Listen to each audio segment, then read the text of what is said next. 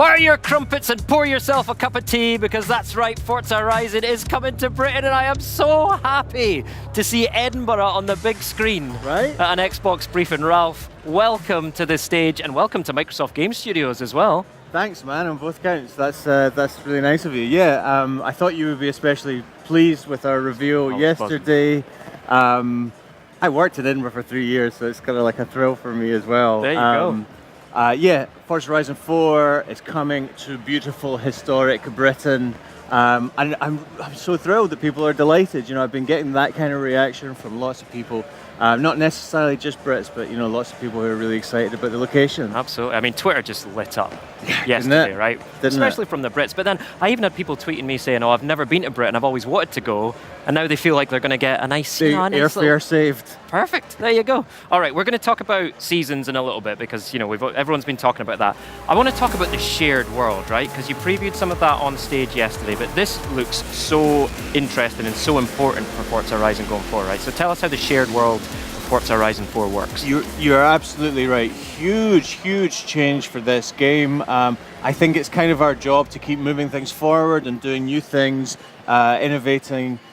Shared world is really a big shift, a big change for Horizon. It comes about because basically one of our pillars is community. We think our game is better played with others. Absolutely. And really, this is the game, I think, which will allow us to bring our massive, creative, fun-loving Horizon community together like we never have done before. So yeah, everyone plays in the same world. Everything is synchronized for all players. So weather, time of day, and seasons, of course, are synchronized for everyone. So you see a rainbow, everyone can see that rainbow. You see the sun go down, everyone can see the sun go down. And I think from shared experiences will come, you know, fantastic gameplay, connections, friendships, that kind of thing. You could see in Forza Horizon 3 that you were starting to move in that direction. Is this really the culmination of that road you started on there? And I think we could see it in our players in that game as well. We have a lot of telemetry. We can see how people play the game. We were surprised by how many people played the game. Over 9 million people have played it so far, which is just ludicrous. But also the kind of play sessions they had, the kind of activities they took. Online free roam was super popular in that game. People would go there, and I used to go in and just drive around and find a bunch of drifters in a car park, and you'd leave them and you'd go find some other people down the road. Obviously limited to 12 players in a session there, many more in Forza Horizon 4 shared world, and therefore just so much more life, so much more excitement, so much spontaneity that I think will come out, and will just make this game really alive and enriching, you know, for many months and years to come. And the shared world, as we've come to expect from Forza Horizon, just looks incredible. I mean, look at this. I just want to ask about Britain itself. Obviously quite a diverse place. It is. Like, what is the reaches of the Britain that you'll be portraying in Horizon 4? So we have done what we always do, which is to select a location based on, you know, its beauty, its diversity, great driving roads, and then cherry pick the very best, most interesting locations from that, from that overall sort of a location, and then chuck them together into a kind of a collage map that doesn't make a whole lot of geographical sense.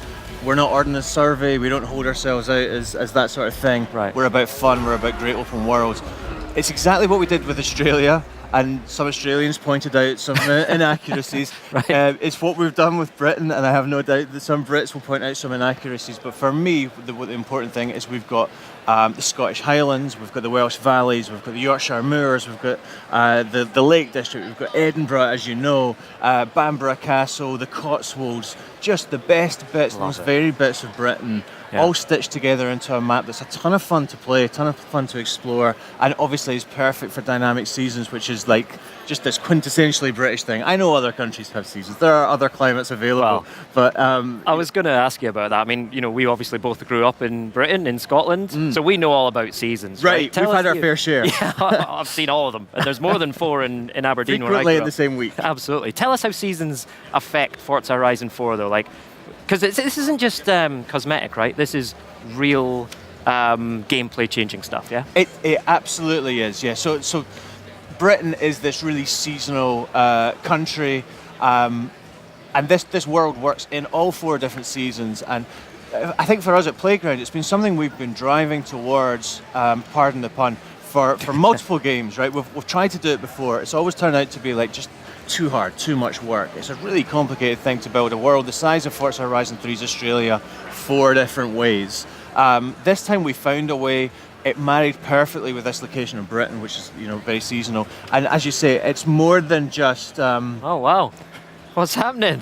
How dynamic! Oh, the seasons are coming to life right in front of our eyes. Yeah, it's kind of like yesterday, isn't it? But like with a much lower budget. That's that's wonderful. Thanks, Larry, the weatherman.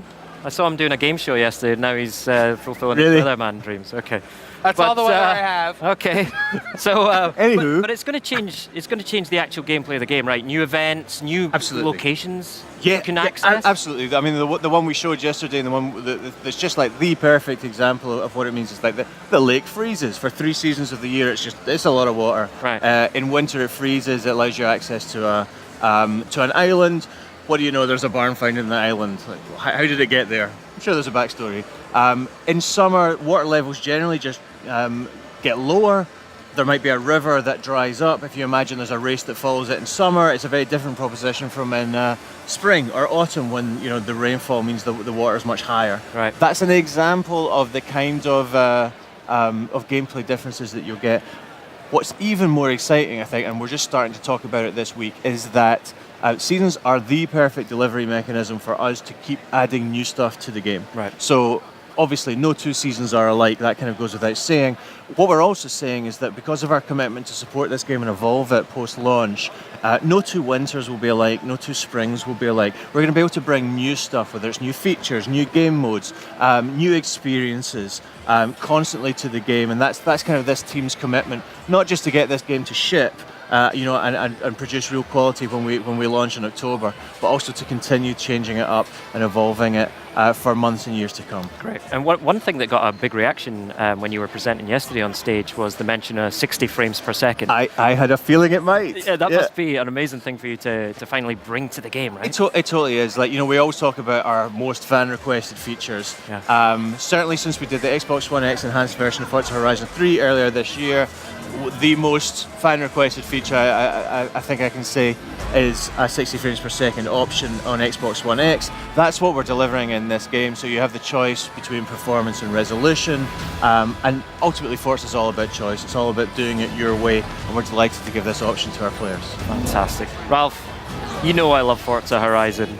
It's so amazing to see it coming to Britain, and particularly my home country of Scotland as well. So thank you very much for that. Thank you for joining us on stage. Absolute pleasure. Thanks, man.